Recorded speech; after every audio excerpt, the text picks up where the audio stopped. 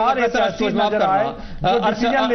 मामले बाहर ने डॉक्टर एसी वैद इकोनॉमिक ग्रोथ हुण किवें वधूगा फिर डॉक्टर एसी वैद केपी जी एक गल मैं बड़े क्लीयरली दस दियां कि इस वेले इंडियन इकोनॉमी दी financial position comparison to America और यूरोपियन कंट्रीज तीजे नंबर ते it is really good it is not that bad कि भाई चाइना तो बाद अपने है ਜਦੋਂ ਵੀ ਅਸੀਂ ਕਿਤੇ 2-3 ਸਾਲ ਲਗਾਤਾਰ 10% ਗ੍ਰੋਥ ਕਰ ਗਏ ਤੇ ਮੇਰਾ ਖਿਆਲ ਹੈ ਕਿ ਇੱਕ ਸਮਾਂ ਆਏਗਾ ਕਿਉਂਕਿ ਇੰਡੀਅਨਸ ਇੱਕ ਵਾਰੀ ਜਦੋਂ ਕੰਮ ਕਰਨਾ ਸ਼ੁਰੂ ਕਰ ਦਿੰਦੇ ਆ ਸਿਰ ਤੇ ਪੈ ਜਾਂਦੀ ਹੈ ਨਾ ਤੇ ਫਿਰ ਦੈਨ ਦੇ ਪਰਫਾਰਮ ਮਿਰੇਕਲਸ ਤੇ ਪਤਾ ਨਹੀਂ ਕਦੋਂ ਅਸੀਂ ਰੇਸ ਵਿੱਚ ਅੱਗੇ ਨਿਕਲ ਜਾਈਏ 10 15 20 ਸਾਲ ਬਾਅਦ ਲੇਕਿਨ ਇਹ ਕਹਿਣਾ ਕਿ ਪਿੱਛੇ 65 ਸਾਲਾਂ ਚ ਕੁਝ ਹੋਇਆ ਹੀ ਨਹੀਂ ਇਹ ਮੈਂ ਕਿਸੇ ਨਾਲ ਵੀ ਐਗਰੀ ਨਹੀਂ ਕਰਦਾ ਹਰ ਇੱਕ ਚਲੋ ਸਾਨੂੰ ਇਸ ਪ੍ਰੋਸਪੈਕਟਿਵ ਨਾਲ ਦੇਖਣਾ ਚਾਹੀਦਾ ਕਿ ਹੁਣ ਕੀ ਹੋਵੇਗਾ ਦੇਖੋ ਇਸ ਵੇਲੇ ਸਾਡੀ ਫੋਰਨ ਐਕਸਚੇਂਜ ਦੀ ਪੋਜੀਸ਼ਨ ਅੱਛੀ ਹੈ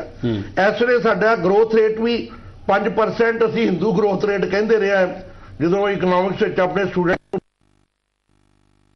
5 ਦੇ ਕਰੀਬ ਤੇ ਹੁਣ ਵੀ ਚੱਲ ਰਹੇ ਅਸੀਂ ਜਦ ਕਿ ਇਸ ਵੇਲੇ ਮਾਰਕੀਟ ਵਰਲਡ ਵਾਈਡ ਮਾਰਕੀਟ ਦੀ ਪੋਜੀਸ਼ਨ ਖਰਾਬ ਹੈ ਗੱਲ 2-3 ਮੈਂ ਜ਼ਰੂਰ ਗੱਲਾਂ ਕਰਦੀਆਂ ਇੱਕ ਜਿੱਦਾਂ ਮਨਜੀਤ ਜੀ ਨੇ ਕਿਹਾ ਮੇਰੇ ਬੜੇ ਰਿਸਪੈਕਟਡ ਕੁਲੀਗ ਨੇ ਔਰ ਅੰਡਰਸਟੈਂਡ ਕਰਦੇ ਨੇ ਪੋਲੀਟੀਕਲ ਸੋਸ਼ੀਓਲੋਜੀਕਲ ਦੋਨੋਂ ਐਸਪੈਕਟ ਬੜੀ ਚੰਗੀ ਤਰ੍ਹਾਂ ਜਾਣਦੇ ਨੇ ਕਿ ਜਿਹੜਾ ਉਹ ਕਹਿੰਦੇ ਨੇ ਆਪੋਜੀਸ਼ਨ ਨਹੀਂ ਹੈਗੀ ਆਪੋਜੀਸ਼ਨ ਥੋੜੀ ਹੈ ਮੇਰਾ ਖਿਆਲ ਹੈ ਇਸ ਵੇਲੇ ਜਿਹੜਾ ਮੀਡੀਆ ਨਾ ਉਹਦੇ 'ਚ ਇੰਨੀ ਤਾਕਤ ਹੈ ਕਿ ਜੇ ਮਿਨੋਰਟੀ ਟੂ ਮਿਨੋਰਟੀ ਵੀ ਆਪੋਜੀਸ਼ਨ ਹੋਵੇ ਤੇ ਮੀਡੀਆ ਇਸ ਵੇਲੇ ਕਿਸੇ ਨੂੰ ਨਹੀਂ ਛੱਡਦਾ ਚਲੋ ਅਸੀਂ ਆਪਣੀ ਕੋਸ਼ਿਸ਼ ਕਰ ਰਹੇ ਹਾਂ ਜਿਸ ਤਰੀਕੇ ਦੂਜਾ ਪੁਆਇੰਟ ਜਿਹੜਾ ਮੇਰੇ ਸਾਥੀ ਨੇ ਪੁਆਇੰਟ ਰੇਜ਼ ਕੀਤਾ ਸੀ ਸਟੋਰੇਜ ਦਾ ਵੇਅਰ ਹਾਊਸਿੰਗ ਦਾ ਜੀ ਦੇਖੋ ਗੱਲ ਹੈ ਕਿ ਹਿੰਦੁਸਤਾਨ ਦੇ ਵਿੱਚ ਹੁਣ ਅਸੀਂ ਜਦੋਂ ਫੂਡ ਬਿੱਲ ਲੈ ਹੀ ਆਂਦਾ ਤੇ ਗਰੀਬਾਂ ਦੇ ਵਿੱਚ ਅਸੀਂ ਵੰਡ ਹੀ ਦੇਣਾ ਤੇ ਮੇਰਾ ਖਿਆਲ ਸਾਡੀ ਸਟੋਰੇਜ ਦੀ ਪ੍ਰੋਬਲਮ ਤੇ ਜਿਹੜਾ ਪ੍ਰੈਸ਼ਰ ਹੈ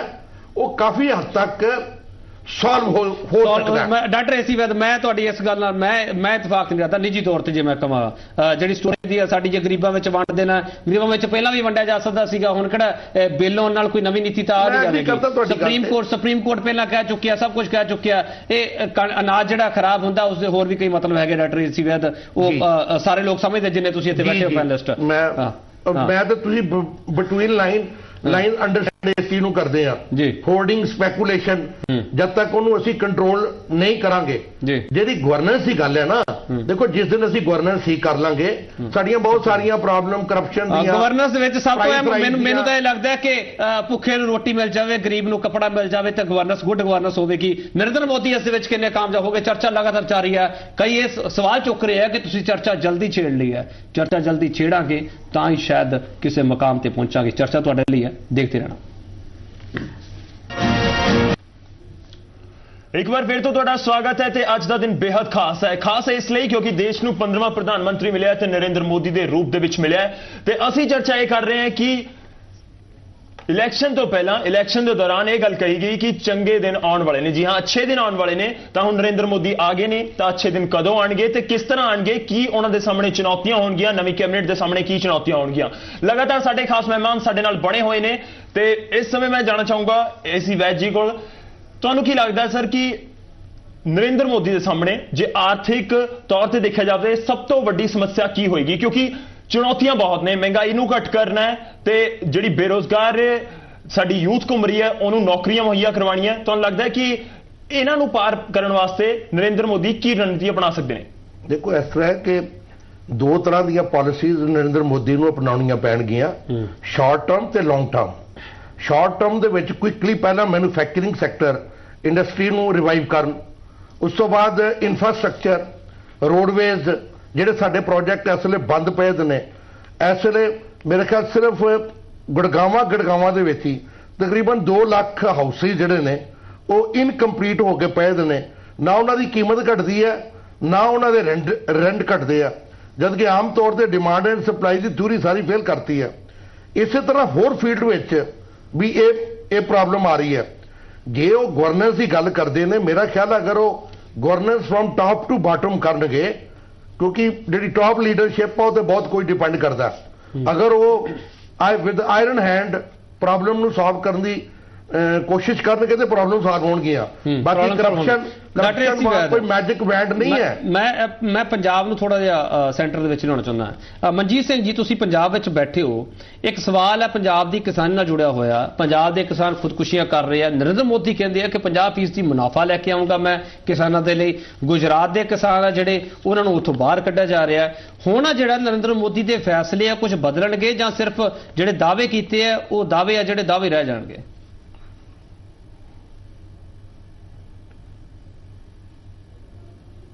ਤੇ ਅੱਜ ਸਾਰਿਆਂ ਦਾ ਸਹੁੰ ਸ਼ਬਦ ਜਿਹੜਾ ਸਹੁੰ ਚੁੱਕੀ ਆ ਉਹਦਾ ਸਮਾਚਾਰ ਸਾਰਾ ਦੇਖ ਰਿਹਾ ਸੀਗਾ ਟੀਵੀ ਦੇ ਉੱਤੇ ਕਿ ਕਿਵੇਂ ਕਨਸਟੀਟਿਊਸ਼ਨ ਦੇ ਨਾਲ ਕਿਹਾ ਜਾਂਦਾ ਕਿ ਅਸੀਂ ਇਸ ਨੂੰ ਲਾਗੂ ਕਰਾਂਗੇ। ਮੈਨੂੰ ਇਹ ਬਿਲਕੁਲ ਨਹੀਂ ਸਮਝ ਆਉਂਦੀ ਕਿ ਜਿਵੇਂ ਕਨਸਟੀਟਿਊਸ਼ਨ ਐਡਾ ਵੱਡਾ ਇੱਕ ਸੋਸ਼ਲ ਡਾਕੂਮੈਂਟ ਆ, ਇਕਨੋਮਿਕ ਡਾਕੂਮੈਂਟ ਆ, ਸੋਸ਼ਲ ਜਸਟਿਸ ਦਾ ਡਾਕੂਮੈਂਟ ਆ, ਉਹਦੇ ਬਾਵਜੂਦ ਵੀ ਜੋ ਗਰੀਬਾਂ ਦੀ ਸਾਡੇ ਦੇਸ਼ ਦੇ ਵਿੱਚ ਹਾਲਤ ਆ, ਜੋ ਕਿਸਾਨਾਂ ਦੀ ਹਾਲਤ ਹੈ, ਜੋ ਸਾਰੇ ਦੇਸ਼ ਵਿੱਚ ਖੁਦਕੁਸ਼ੀਆਂ ਕਰ ਰਹੇ ਆ, ਜਿਸ ਤਰ੍ਹਾਂ ਅਨਪੜ੍ਹਤਾ ਫੈਲੀ ਹੋਈ ਆ, ਜਿਸ ਤਰ੍ਹਾਂ ਬੇਰੁਜ਼ਗਾਰੀ ਫੈਲੀ ਹੋਈ ਆ, ਤੇ ਉਹ ਕਨਸਟੀਟਿਊਸ਼ਨ ਦੇ ਤੇ ਬਿਲਕੁਲ ਨੇੜੇ ਤੇੜੇ ਵੀ ਨਹੀਂ। ਤੇ ਹਰ 5 ਸਾਲਾਂ ਬਾਅਦ ਹਰ ਜਦੋਂ ਵੀ ਸਰਕਾਰ ਨਵੀਂ ਆਉਂਦੀ ਆ, ਹਰ ਮਿਨਿਸਟਰ ਉਹਦੀ ਓਥ ਲੈਂਦਾ, ਉਹਦੀ ਸਹੁੰ ਚੁੱਕਦਾ ਤੇ ਬੜਾ ਹੀ ਮਤਲਬ ਬੇਦਰਦੀ ਤੇ ਬੇਕਦਰੀ ਦੇ ਨਾਲ ਉਸ ਨੂੰ ਬਾਅਦ ਵਿੱਚ ਦਰਕਨਾਰ ਕਰ ਦਿੱਤਾ ਜਾਂਦਾ ਸਾਰੇ ਵਾਅਦਿਆਂ ਨਾਲ। ਮੇਰਾ ਖਿਆਲ ਹੈ ਕਿ ਆਪਾਂ ਇਸ ਨੂੰ ਜਿਸ ਤਰ੍ਹਾਂ ਅਸੀਂ ਜਦੋਂ ਸਹੁੰ ਸ਼ਬਦ ਲੈਨੇ ਆ, ਉਹਨਾਂ ਨੂੰ ਜੇ ਪੂਰੀ ਤਰ੍ਹਾਂ ਆਪਣੀ ਸ਼ਬਦ ਨੂੰ ਪੂਰਾ ਕਰਨ ਲੱਗ ਜਾਈਏ ਤੇ ਦੇਸ਼ ਦੁਬਾਰਾ ਸੋਨੇ ਦੀ ਚਿੜੀਆ ਬਣ ਸਕਦਾ। ਹੁਣ ਦੇਸ਼ ਦੇ ਵਿੱਚ 200 ਜ਼ਿਲ੍ਹਿਆਂ ਤੋਂ ਵੱਧ ਨਕਸਲਿਜ਼ਮ ਆ, ਉਸ ਦੇ ਉੱਤੇ ਕੀ ਦੇਸ਼ ਦੇ ਵਿੱਚ ਪਾਲਿਸੀ ਹੋਊਗੀ, ਕੀ ਇਹਨੂੰ ਕਿਵੇਂ ਹੈਂਡਲ ਕਰਨਗੇ, ਕਿਵੇਂ ਪੀਸ ਲਿਆਂਦੀ ਜਾਊਗੀ। ਔਰ ਉਹ ਸਾਰੇ ਦੇ ਸਾਰੇ ਆਪਾਂ ਚੰਗੀ ਤਰ੍ਹਾਂ ਜਾਣਦੇ ਆ ਕਿ ਉਹ ਅਰਥ ਸ਼ਾਸਤਰੀਆਂ ਦਾ ਪੈਦਾ ਕੀਤੀ ਹੋਈ ਦੇਸ਼ ਦੇ ਵਿੱਚ ਏਡੀ ਵੱਡੀ ਰਿਵੋਲਟ ਹੈਗਾ। ਖਾਸ ਕਰ ਜਿਹੜਾ ਸਾਡੇ ਅਰਥ ਸ਼ਾਸਤਰੀਆਂ ਨੂੰ ਭੂਤ ਚੰਬੜਿਆ ਰਹਿੰਦਾ GDP ਦਾ, ਇਹ ਸੋਚਦੇ ਹੀ ਨਹੀਂ ਕਿ ਜਦ ਤੱਕ ਡਿਸਟ੍ਰੀਬਿਊਸ਼ਨ ਪ੍ਰੋਪਰ ਨਹੀਂ ਹੋਊ, ਜਦ ਤੱਕ ਮਹਿੰਗਾਈ ਨਹੀਂ ਰੁਕੂ, ਲੋਕਾਂ 'ਚ ਰੁਜ਼ਗਾਰ ਨਹੀਂ ਪੈਦਾ ਹੋਊ, ਛੋਟੀਆਂ ਸਨਅਤਾਂ, ਛੋਟੇ ਰੁਜ਼ਗਾਰ, ਉਹਨਾਂ ਦੀ ਪ੍ਰੋਟੈਕਸ਼ਨ ਨਹੀਂ ਹੋਊ ਜੀ। ਮੈਨੂੰ ਇਹ ਲੱਗਦਾ ਕਿ ਜਿਹੜਾ ਜਿਸ ਤਰ੍ਹਾਂ ਦੇ ਕਾਰਪੋਰੇਟਾਂ ਦੇ ਨਾਲ ਮੋਦੀ ਸਾਹਿਬ ਦੀ ਵੱਡੀ ਦੋਸਤੀ ਹੈ, ਜਿਨ੍ਹਾਂ ਨੇ ਇਲੈਕਸ਼ਨ ਦੇ ਵਿੱਚ ਵੀ ਕਾਫੀ ਖਰਚਾ ਕੀਤਾ, ਤੇ ਹੁਣ ਕੀ ਉਹ ਉਹਨਾਂ ਨੂੰ ਥੋੜੀ ਜੀ ਅੱਖ ਦਿਖਾਉਣਗੇ ਔਰ ਕੀ ਉਹ ਆਪਣਾ ਧਿਆਨ ਲੋਕਾਂ ਵੱਲ ਲਿਜਾਣਗੇ? ਇਹ ਬਹੁਤ ਵੱਡਾ ਆਪਣੇ ਆਪ 'ਚ ਸਵਾਲ ਉਹਨਾਂ ਦੇ ਸਾਹਮਣੇ ਖੜਾ ਹੋ ਗਿਆ। ਪ੍ਰੋਫੈਸਰ ਆਸ਼ੂਤੋਸ਼, ਇਹ GDP ਵਾਲਾ ਭੂਤ ਕੀ ਹੁੰਦਾ? ਪ੍ਰੋਫੈਸਰ ਮਨਜੀਤ ਸਿੰਘ ਨੇ ਸਵਾਲ ਖੜੇ ਕੀਤੇ ਜੀ। तो ये मंजीत सिंह जी बात सही है कि जो ग्रोथ फैक्टर रहा है, ये मोदी जी का जो गुजरात मॉडल है वो मैन्युफैक्चरिंग सेक्टर के विकास पर ज्यादा था कंसंट्रेटेड। सर्विस सेक्टर के लिए गुजरात बहुत ज्यादा नहीं जाना जाता। सर्विस सेक्टर के लिए आप बैंगलोर की ओर देखते हो, हैदराबाद की ओर देखते हो, वो सब। दो बातें मैं कहना चाह रहा था। एक लीडरशिप का सवाल बार बार आ रहा है कि मोदी जी के आने से क्या अच्छे दिन आ जाएंगे। तो अगर आप देखो तो 90s के बाद जब से ये जो नई आर्थिक नीति आई है, जो स्टेट्स को ऑटोनॉमी मिली है, तो जिन स्टेट्स ने अच्छा किया, जैसे जो बीमारू स्टेट माने जाते थे, जैसे मध्य प्रदेश को आप देख लो, छत्तीसगढ़ देख लो, बिहार को भी देख लो, इन सभी स्टेट्स ने अच्छा किया है।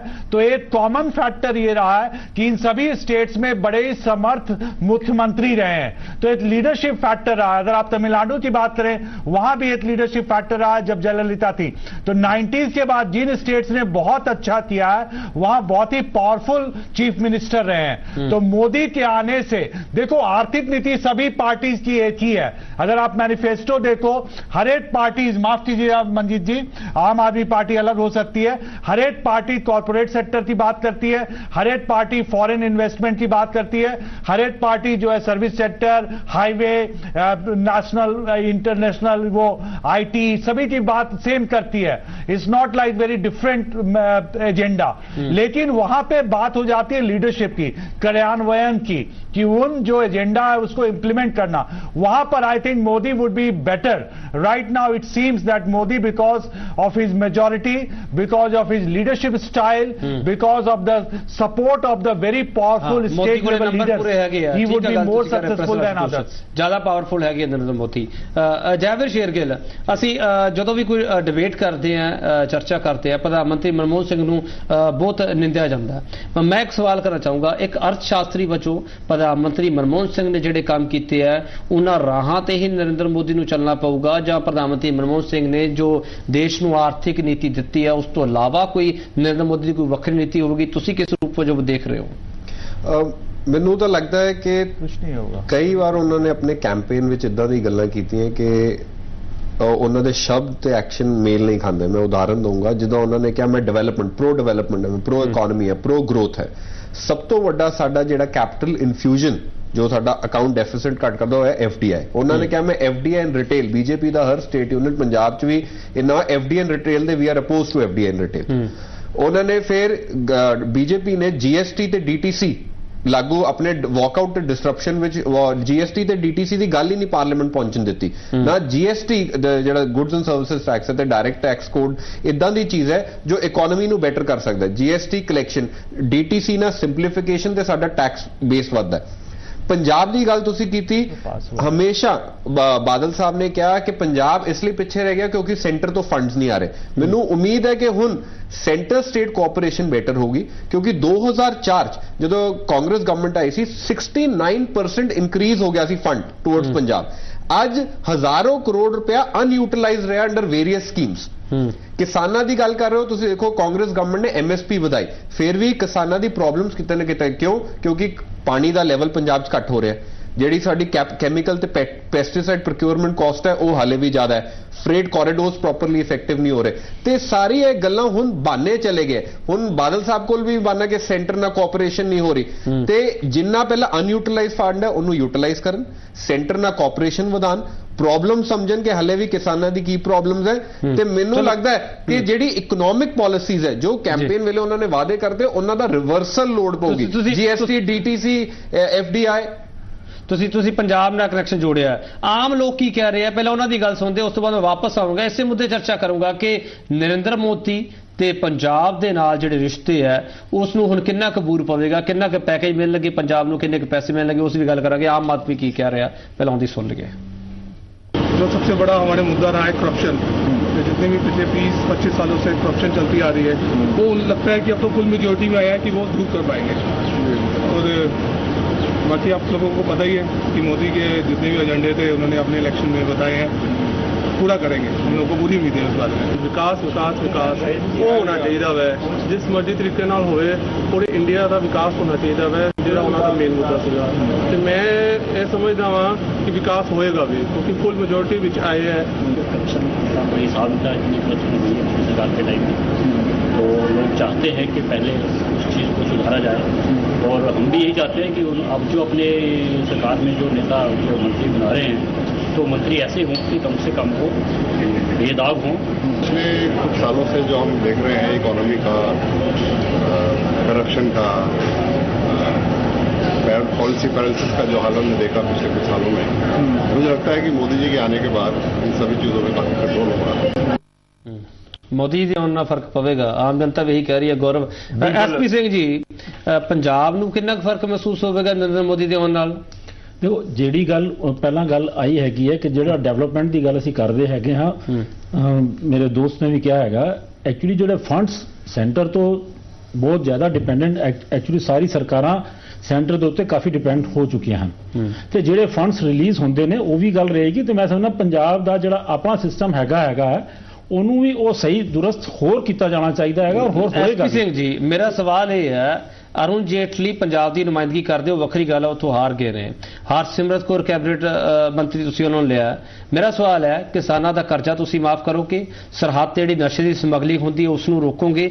ਜੇ ਰੋਕੋਗੇ ਤਾਂ ਕਿਵੇਂ ਰੋਕੋਗੇ? ਕਿਉਂਕਿ BSF ਤੇ ਲਗਾਤਾਰ ਸੂਬਾ ਸਰਕਾਰ ਸਵਾਲ ਚੁੱਕਦੀ ਹੈ, ਗ੍ਰਹਿ ਮੰਤਰਾਲਾ ਹੁਣ ਤੁਹਾਡੇ ਕੋਲੇ ਆ, ਕਿਵੇਂ ਕਰੋਗੇ ਸਾਰਾ ਕੁਝ? ਸਟੇਟ ਦੀ ਡਿਵੈਲਪਮੈਂਟ ਵਾਸਤੇ ਔਰ ਕੰਟਰੀ ਦੀ ਡਿਵੈਲਪਮੈਂਟ ਵਾਸਤੇ ਜੋ ਵੀ ਕੰਮ ਜ਼ਰੂਰੀ ਹੋਏਗਾ ਉਹ ਕੀਤਾ ਜਾਏਗਾ।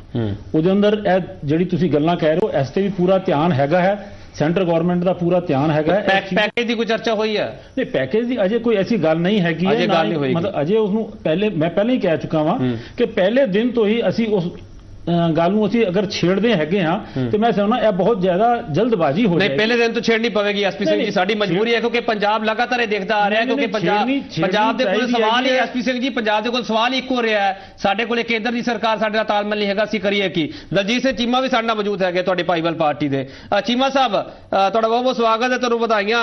ਹਰਸਿਮਰਤ ਕੌਰ ਬਾਦਲ ਨੂੰ ਵੀ ਇੱਕ ਰੈਂਕ ਮਿਲ ਗਿਆ, ਕੈਬਨਿਟ ਰੈਂਕ ਦਾ, ਤੁਹਾਨੂੰ ਵੀ ਉਮੀਦ ਸੀਗੀ ਕੁਝ ਮਿਲੇਗਾ, ਹੁਣ ਮਿਲ ਗਿਆ, ਤੇ ਪੰਜਾਬ ਨੂੰ ਕੀ ਮਿਲੇਗਾ ਚੀਮਾ ਸਾਹਿਬ? ਦੇਖੋ, ਪਹਿਲੀ ਤਾਂ ਵੱਡੀ ਖੁਸ਼ੀ ਗੱਲ ਹੈ ਕਿ ਬੀਬਾ ਹਰਸਿਮਰਤ ਕੌਰ ਬਾਦਲ ਵੀ ਕੈਬਨਿਟ ਦੇ ਮੰਤਰੀ ਬਣੇ ਆ ਔਰ ਉਸ ਤੋਂ ਵੀ ਵੱਡੀ ਖੁਸ਼ੀ ਦੀ ਗੱਲ ਹੈ ਕਿ ਅਰੁਣ ਜੇਤਲੀ ਜੀ ਜਿਹੜੇ ਆ ਉਹ ਵੀ ਫਾਈਨੈਂਸ ਮਿਨਿਸਟਰ ਵੀ ਬਣੇ ਆ ਔਰ ਨਾਲ ਡਿਫੈਂਸ ਦਾ ਵੀ ਮਹਿਕਮਾ ਜਿਹੜਾ ਉਹਨਾਂ ਦੇ ਨਾਲ ਅਟੈਚ ਕੀਤਾ। ਇਸ ਕਰਕੇ ਮੈਂ ਸਮਝਦਾ ਕਿ ਪੰਜਾਬ ਵਾਸਤੇ ਇਸ ਤੋਂ ਵੱਡੀ ਖੁਸ਼ੀ ਦੀ ਜਿਹੜੀ ਗੱਲ ਆ ਉਹ ਹੋਰ ਕੋਈ ਹੋ ਨਹੀਂ ਸਕਦੀ। ਮੈਂ ਮੋਦੀ ਸਾਹਿਬ ਦਾ ਧੰਨਵਾਦ ਕਰਦਾ ਕਿ ਉਹਨਾਂ ਨੇ ਬੜੀ ਅੱਛੀ ਰਿਪਰੈਜ਼ੈਂਟੇਸ਼ਨ ਜਿਹੜੀ ਆ ਉਹ ਪੰਜਾਬ ਨੂੰ ਦਿੱਤੀ ਆ, ਔਰ ਇਹਦੇ ਨਾਲ ਆਉਣ ਵਾਲੇ ਸਮੇਂ ਦੇ ਵਿੱਚ ਪੰਜਾਬ ਦੇ ਜਿਹੜੇ ਹਾਲਾਤ ਆ ਉਹ ਬਿਲਕੁਲ ਬਦਲਣਗੇ। ਕਿਉਂਕਿ ਭਾਵੇਂ ਜਿਹੜੇ ਆ ਅਰੁਣ ਜੇਤਲੀ ਜੀ ਜਿਹੜੀ ਆ ਪੰਜਾਬ ਦੇ ਵਿੱਚ ਉਹ ਇਲੈਕਸ਼ਨ ਨਹੀਂ ਜਿੱਤ ਸਕੇ, ਲੇਕਿਨ ਇੱਕ ਗੱਲ ਦੀ ਸਾਨੂੰ ਤਸੱਲੀ ਹੈ ਕਿ ਜੋ ਪੰਜਾਬ ਦੇ ਸਰਹੱਦੀ ਸੂਬਿਆਂ ਦੇ ਸਹੀ ਹਾਲਾਤ ਹੈ, ਜੋ ਬਾਰਡਰ ਏਰੀਆ ਦੇ ਲੋਕਾਂ ਦੀ ਹਾਲਤ ਹੈ, ਉਹ ਇਲੈਕਸ਼ਨ ਦੇ ਦੌਰਾਨ ਉਹਨਾਂ ਨੇ ਆਪਣੀਆਂ ਅੱਖਾਂ ਦੇ ਨਾਲ ਦੇਖੀ ਹੈ ਕਿ ਕਿੰਨਾ ਵਿਤਕਰਾ ਪਿੱਛੇ ਜਿਹੜਾ ਪੰਜਾਬ ਦੇ ਨਾਲ ਹੁੰਦਾ ਰਿਹਾ। ਇਸ ਕਰਕੇ ਜਿਹੜੀ ਅੱਗੇ ਸਾਨੂੰ ਮਿਹਨਤ ਕਰਕੇ ਜਾ ਕੇ ਦਿੱਲੀ ਗੱਲ ਸਮਝਾਉਣੀ ਪੈਂਦੀ ਸੀ, ਉਹਦੀ ਹੁਣ ਲੋੜ ਨਹੀਂ ਪਏਗੀ। ਕੁਦਰਤੀ ਹੈ ਕਿ ਇਹਦਾ ਅਸਰ ਉਹਨਾਂ ਦੇ ਮਨ ਦੇ ਉੱਤੇ ਹੈ, ਔਰ ਆਪਣੇ ਪੰਜਾਬ ਜਿਸ ਸੂਬੇ ਤੋਂ ਉਹਨਾਂ ਨੇ ਇਲੈਕਸ਼ਨ ਲੜੀ ਹੈ ਉਹਦੇ ਵਾਸਤੇ ਭਵਿੱਖ ਦੇ ਵਿੱਚ ਉਹ ਜ਼ਰੂਰ ਜਿਹੜਾ ਗੰਭੀਰਤਾ ਦੇ ਨਾਲ ਸੋਚ ਕੇ ਜਿਹੜੀਆਂ ਸਾਡੀਆਂ ਦਿੱਕਤਾਂ ਦੂਰ ਹੋਣਗੀਆਂ। ਚੀਮਾ ਸਾਹਿਬ, ਮੈਂ ਇਹ ਸਵਾਲ ਕਰ ਰਿਹਾ ਸੀਗਾ, ਤੁਸੀਂ ਹਰ ਚੋਣ ਰੈਲੀ ਦੇ ਵਿੱਚ ਇਹ ਗੱਲ ਕਹੀ ਸੀ ਕਿ ਅਰੁਣ ਜੇਟਲੀ ਖਜ਼ਾਨਾ ਮੰਤਰੀ ਬਣ ਗਏ ਤਾਂ ਪੰਜਾਬ ਨੂੰ ਗੱਫੇ ਮਿਲਣਗੇ। ਤਕਰੀਬਨ ਇਹ ਤੈਅ ਹੋ ਚੁੱਕਿਆ, ਅਰੁਣ ਜੇਟਲੀ ਖਜ਼ਾਨਾ ਮੰਤਰੀ ਹੋਣਗੇ। ਹੁਣ ਗੱਫੇ ਕਦੋਂ ਤੋਂ ਅਸੀਂ ਉਮੀਦ ਕਰੀਏ? ਪਹਿਲੇ 100 ਦਿਨਾਂ ਵਿੱਚ ਆ ਜਾਣਗੇ ਕਿ ਲੇਟ ਹੋਣਗੇ? ਦੇਖੋ, ਗੱਲ ਇਹ ਹੈ ਕਿ ਉਹਨਾਂ ਨੇ ਸਹੁੰ ਅੱਜ ਥੋੜੀ ਦੇਰ ਪਹਿਲਾਂ ਚੁੱਕੀ ਹੈ, ਇਸ ਕਰਕੇ ਅੱਜ ਦਾ ਦਿਨ ਤਾਂ ਵਧਾਈ ਦਾ ਜਾਂਦਾ, ਪਰ ਕੁਦਰਤੀ ਹੈ ਕਿ ਜਦੋਂ ਸਹੁੰ ਚੁੱਕ ਲਈ ਜਾਂਦੀ ਹੈ ਨਾਲ ਦੀ ਨਾਲ ਜ਼ਿੰਮੇਵਾਰੀ ਵੀ ਜਿਹੜੀ ਹੈ ਸ਼ੁਰੂ ਹੋ ਜਾਂਦੀ ਹੈ, ਨਾਲ ਦੀ ਨਾਲ ਕੰਮ ਵੀ ਜਿਹੜਾ ਉਹ ਵੀ ਸ਼ੁਰੂ ਹੋ ਜਾਂਦਾ। ਇਸ ਕਰਕੇ ਪਹਿਲਾਂ ਵੀ ਦੇਸ਼ ਦੇ ਲੋਕਾਂ ਨੇ ਉਹਨਾਂ ਦਾ ਕੰਮ ਦੇਖਿਆ, ਔਰ ਵੱਡੀ ਸਾਨੂੰ ਖੁਸ਼ੀ ਹੈ ਕਿ ਬੀਬਾ ਹਰਸਿਮਰਤ ਕੌਰ ਉਹਨਾਂ ਦੀ ਵੀ ਜਿਹੜੀ ਪਰਫਾਰਮੈਂਸ ਹੈ ਪਹਿਲਾਂ 5 ਸਾਲ ਦੀ ਪਾਰਲੀਮੈਂਟ ਦੇ ਅੰਦਰ, ਉਹ ਵੀ ਸਾਡੇ ਦੇਸ਼ ਦੇ ਲੋਕਾਂ ਨੇ ਬੜੀ ਚੰਗੀ ਤਰ੍ਹਾਂ ਦੇ ਨਾਲ ਦੇਖੀ ਹੈ। ਮੈਂ ਕਹਿ ਸਕਦਾ ਕਿ ਦੋਨੇ ਜਿਹੜੇ ਸਾਡੇ ਵਕੀਲ ਹੈ ਇਸ ਵੇਲੇ ਕੇਂਦਰ ਦੇ ਵਿੱਚ ਵਜ਼ਾਰਤ ਦੇ ਵਿੱਚ ਬਹੁਤ ਹੀ ਕੰਪੀਟੈਂਟ ਹੈ, ਔਰ ਪੰਜਾਬ ਦੀਆਂ ਮੁਸ਼ਕਲਾਂ ਨੂੰ ਹੱਲ ਕਰਾਉਣ ਵਾਸਤੇ ਕੋਈ ਵੀ ਕਸਰ ਜਿਹੜੀ ਆ ਉਹ ਬਾਕੀ ਨਹੀਂ ਛੱਡਣਗੇ। ਚਲੋ, ਕਸਰ ਨਹੀਂ ਬਾਕੀ ਛੱਡਣਗੇ। ਉਮੀਦ ਸਾਨੂੰ ਹੈ ਕਿ